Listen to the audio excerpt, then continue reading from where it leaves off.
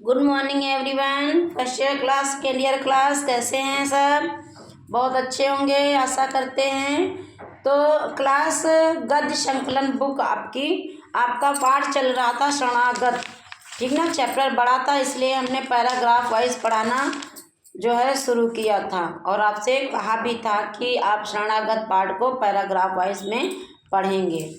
तो क्लास कुछ पैराग्राफ हमने पढ़ाया था और कुछ अभी बाकी हैं, तो पढ़ाना स्टार्ट करते हैं। सारे बच्चे मस्ती को छोड़ करके पढ़ाई पर फोकस करिए, क्योंकि परीक्षाएं आपकी नज़दीक आ रही हैं। कोई मस्ती नहीं, और जब लाइफ सेटल हो जाए तो मस्ती ही मस्ती, ठीक ना। तो क्लास यही आपके पास सुनहरा मौका है, इसे मत गंवाएं प्लीज़।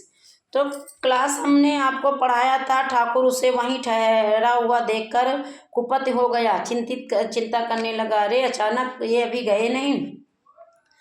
रज्जब से बोला, मैंने खूब मेहमान इकट्ठे किए हैं। गांव में थोड़ी देर में तुम लोगों को मेरी पौर में टिका हुआ देखकर तरह तरह की बकवास करेंगे। तुम बाहर जाओ और इसी समय यहाँ से चले जाओ, नहीं तो गांव के लोग मुझे कुछ ना कुछ बोलेंगे।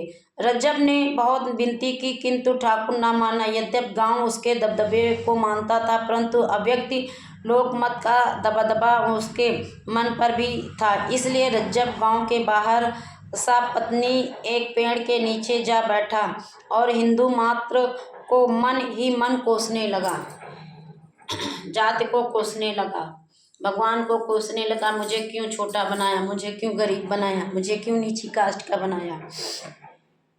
उसे आशा थी कि आधा पहर में उसकी पत्नी की तबीयत इतनी स्वस्थ हो जाएगी कि वह पैदल यात्रा कर सकेगी, उसने मन ही मन में सोचा था।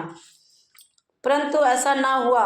तब उसने एक गाड़ी किराए पर कर लेने का निर्णय किया। मुश्किल से एक छोटी जाति का व्यक्ति काफ़ी किराया लेकर ललितपुर गाड़ी ले जाने के लिए राजी हुआ। इतने में दोपहर हो गई। उसकी पत्नी को जोर का बुखार आ गया, उतरने के बजाय चढ़ने लगा बुखार। वह जाड़े के मारे थर थर काँप रही थी, इतनी कि रज्जब उस हिम्मत उसी समय ले जाने की ना पड़ी। गाड़ी में अधिक हवा लगने के भय से रज्जब ने उस समय तक के लिए यात्रा को स्थगित कर दिया, जब तक कि उस बेचारी की कम से कम कपी बंद ना हो जाए। ऐसे पति होने चाहिए, ठीक ना। घंटे डेढ़ घंटे बाद उसकी कपकपी बंद हो गई, परंतु ज्वर बहुत तेज हो गया। रज्जब ने अपनी पत्नी को गाड़ी में डाल दिया और गाड़ीवान से जल्दी चलने को कहा। गाड़ीवान बोला, दिन भर तो यहीं लगा दिया, अब जल्दी चलने को कहते हो।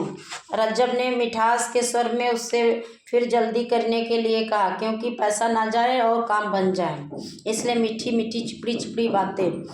वह बोला, इतने किराए में काम नहीं चलेगा, अपना रुपया वापस लो, मैं घर जाता हूँ, गाड़ी वाले ने कहा। रज्जब ने दांत पीसे ऐसे किटकिटा करके कुछ क्षण चुप रहा, सचेत होकर कहने लगा, भाई आफत सबके ऊपर आती है, मनुष्य को सहारा देता है, जानवर तो नहीं देते।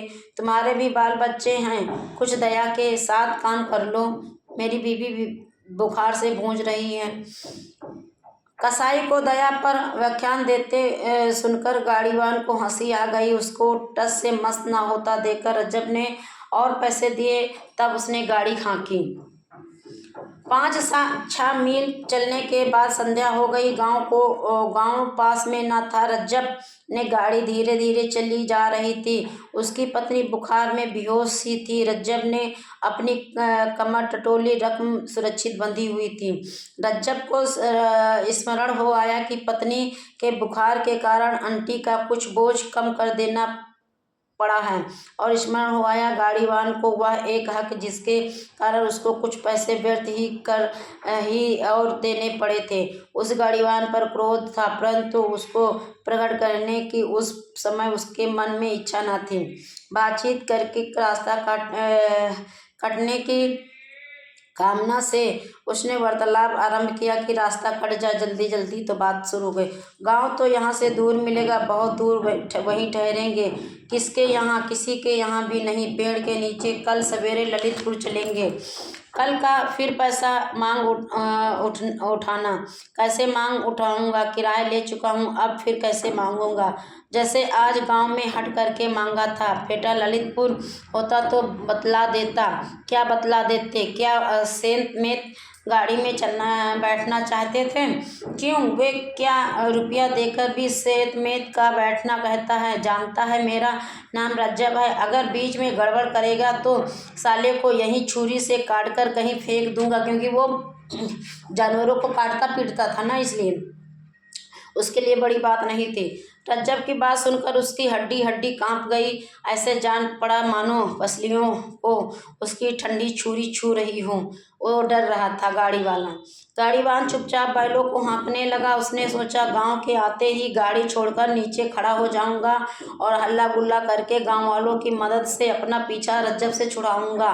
रुपये पैसे भले ही वापस ना कर दूंगा, परंतु रुपये पैसे भले ही वापस कर दूंगा जो पैसे लिए हैं, परंतु इससे पीछा छुड़ाऊंगा नहीं तो मार वार डालेगा कहीं, परंतु आगे ना जाऊंगा। कहीं सचमुच मार्ग में मार डाले तो। गाड़ी धीरे थोड़ी दूर पर चली होगी कि बैल ठिठक कर खड़े हो गए। आगे जा रहे थे, बैल ऐसे से चल रहे थे, फिर अपने पैर पीछे करके खड़े हो गए बैल। रज्जब सामने देख रहा था, इसलिए जरा कड़क कर गाड़ीवान से बोला, क्यों? वे बदमाश सो गए क्या? मतलब ऐसे, मतलब रास्ते में डरा करके बोल रहा था कि ताकि वो कोई सुने तो ये जान ले 4-5 लोग हैं। अधिक कड़क के साथ सामने रास्ते पर खड़ी हुई एक टुकड़ी में से किसी के कठोर कंठ से निकला, खबरदार। जो आगे बढ़ा। रज्जब ने सामने देखा कि 4-5 आदमी बड़े बड़े लठ बांधकर न जाने कहाँ से आ गए। उनमें से तुरंत एक ने बैलों की जुआर पर एक लट्ठा पटका। जुआर जो 2 बैल एक में लगे होते हैं ना, एक इधर बीच में पाट होता है, उस पे तो दाएं बाएं आकर रज्जब पर आक्रमण करने को तैयार हो गए, इधर और इधर। गाड़ीवान गाड़ी छोड़कर नीचे जा खड़ा हुआ, बोला, मालिक मैं तो गाड़ीवान हूँ, मुझसे कोई सरोकार नहीं, मेरा तो आपसे कोई दुश्मनी नहीं है, मेरे पास कुछ भी नहीं है, आप चाहे देख लीजिए। यह कौन है? एक ने गरज कर पूछा। गाड़ीवान की घिघी बंद गई। घिघी मतलब आवाज़ नहीं निकली। कोई उत्तर ना दे सका। रज्जब ने कमर की गांठ को एक हाथ से संभालते हुए बहुत ही विनम्र स्वर में कहा, मैं बहुत गरीब आदमी, मेरे पास कुछ नहीं है। मेरी औरत गाड़ी में बीमार पड़ी है, मुझे जाने दीजिए, हाथ जोड़ करके। उन लोगों में से एक ने रज्जब के सिर पर लाठी उभारी। गाड़ीवान खिसकना चाहता था कि दूसरे ने उसको पकड़ लिया। अब उसका मुंह खुला, बोला, महाराज मुझको छोड़ दो, मैं तो किराए पर गाड़ी ले जा रहा हूँ। गांठ में खाने के लिए 3-4 आने पैसे हैं, आप लेना चाहो तो ले सकते हो, पर मेरी जान बख्श दो। गाड़ीवान ने तुरंत उत्तर दिया, ललितपुर का एक कसाई रज्जब के सिर पर जो लाठी उभारी गई थी वह वहीं रह गई। लाठी वाले के मुंह से निकला, तुम कसाई हो? सच बताओ। हाँ महाराज, रज्जब ने सहसा उत्तर दिया, मैं बहुत गरीब हूँ, हाथ जोड़ता हूँ, मुझको मत सताओ, मेरी औरत बहुत बीमार है। औरत जोर से कराही पीछे पड़ी हुई थी ना गाड़ी में, उसने ना माना। बोला, इसका खोपड़ा चकनाचूर करूं दाऊ जी, यदि वैसे ना माने तो असाई कसाई, हम कुछ नहीं मानते। दाऊ कौन थे? वही ठाकुर जी जिनके घर में शरण ली थी रज्जब और उसकी पत्नी ने, वही जो है रात के अंधेरे में चोरों का काम कर रहे थे।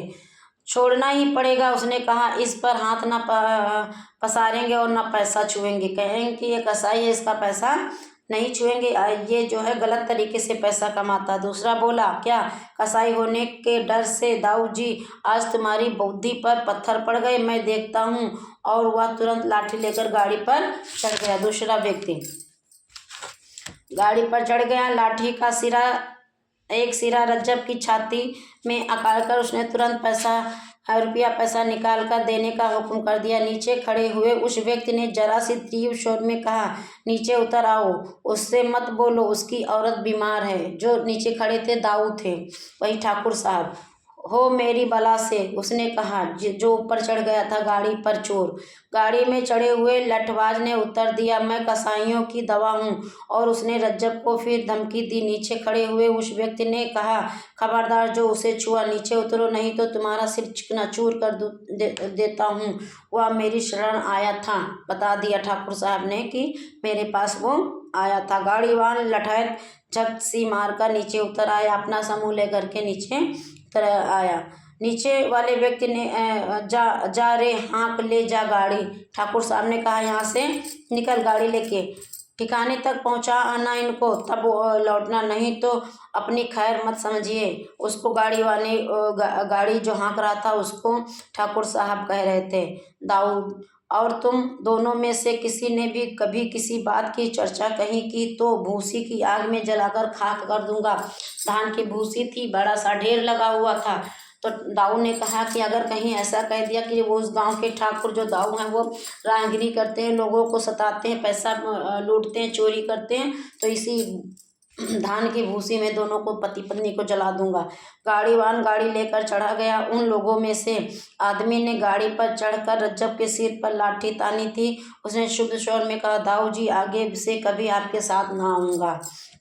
दाऊ जी ने कहा, ना आना, मैं अकेले ही बहुत कर गुजरता हूँ, परंतु बुंदेला शरणागत के साथ घात नहीं करते, इस बात की गांठ बांध लेना। प्राण जाए पर बचन। जो बुंदेल वाले होते हैं वो किसी पर पीछे से वार नहीं करते, किसी गरीब को सताते नहीं हैं, ये बात दिमाग में बिठा लेना। तो क्लास बहुत अच्छा चैप्टर था शरणागत।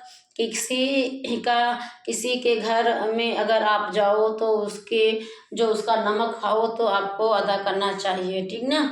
तो क्लास में आप लोगों से यही विनती करूंगी, क्लास यही समझाऊंगी आप लोगों को कि कभी भी किसी असहाय और कभी किसी गरीब की बद्दुआ मत लेना। उन्हें जितना हो सके देने की कोशिश करना, उन्हें छीनने की कोशिश, क्योंकि कहते हैं ना कि जो गरीब होते हैं उनकी हाय ही आपको बहुत कुछ कर सकती है। अमीर है पैसे से आपको बर्बाद करेगा और गरीब की हाय ही आपको बर्बाद कर देगी। Thank you class. इसीलिए दाऊ ने जो है उस कसाई का पैसा नहीं लिया, उसे छोड़ दिया। आज के लिए बस इतना ही। बहुत अच्छा चैप्टर था। चैप्टर हमने शरणागत समाप्त कर दिया है गाइस। अगला चैप्टर है आपका शिवानी द्वारा लिखा सती, ठीक ना। तो क्लास अगला चैप्टर हम पढ़ाएंगे, पहले इस चैप्टर के प्रश्न उत्तर कराएंगे, उसके बाद ही आपके जो है अगला चैप्टर पढ़ाएंगे। तो आज के लिए बस इतना ही। Thank you.